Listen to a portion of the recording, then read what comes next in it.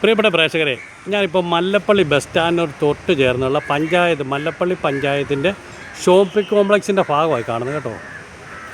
ഇതിനകത്ത് ഏതാണ്ട് ഇഷ്ടംപോലെ എത്ര കടകളുണ്ട് പ്രവർത്തിക്കുന്നത് നമുക്ക് പറയാൻ പറ്റില്ല. അവരോടെല്ലാം കൃത്യമായ വാടകയും മേടിക്കുന്നുണ്ട് കണ്ടോ.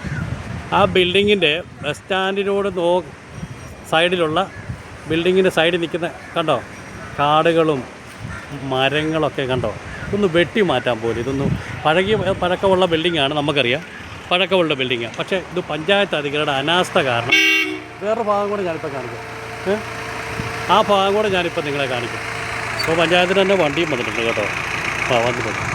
ഇത് പഞ്ചായത്ത് ബസ് സ്റ്റാൻഡാണ്.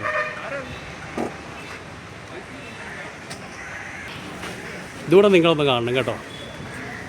ബസ് സ്റ്റാൻഡിലുള്ള ബിൽഡിങ്ങിൻ്റെ എത്ര വർഷം പഴക്കമുണ്ട്. അത് ഒഴിഞ്ഞു വീഴുക. കാരണം യാത്രക്കാരൊക്കെ ഇവിടെ ഇഷ്ടംപോലെ ഇരിപ്പുണ്ട്. സൂക്ഷിച്ചിരുന്നെങ്കിൽ തലയുടെ മുകളിലോട്ട് വീഴും. വാടകയ്ക്ക് കൊടുത്തിരിക്കുന്ന ബിൽഡിങ്ങാണ്. പഞ്ചായത്ത് തന്നെ വാടകയ്ക്ക് കൊടുത്തിരിക്കുന്നത്.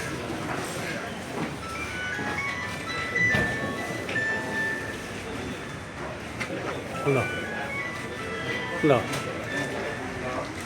ഇതാണ് അവസ്ഥ. പഞ്ചായത്ത് വാടക മേടിക്കുന്നുണ്ട്. നമ്മൾ കടകളെല്ലാം ഇഷ്ടംപോലെ ഉണ്ട്.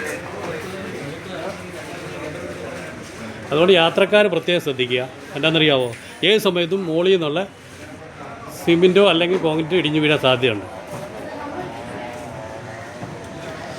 ബസ് സ്റ്റാൻഡിൻ്റെ പരുവമെന്ന് പറഞ്ഞാൽ പറയാൻ വേണ്ട കേട്ടോ. നമ്മുടെ കോട്ടയം പത്തനംതിട്ട ജില്ലയിൽ ഇതുപോലൊരു ബസ് സ്റ്റാൻഡ് ഇല്ലതാനും.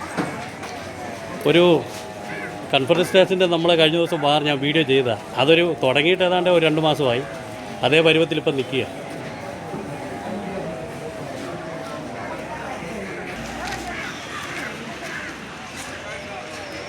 അടുത്ത പഞ്ചായത്ത് തെരഞ്ഞെടുപ്പിൻ്റെയൊക്കെ സമയമായി കേട്ടോ. അതുകൊണ്ട് നമ്മൾ ശ്രദ്ധിക്കുക.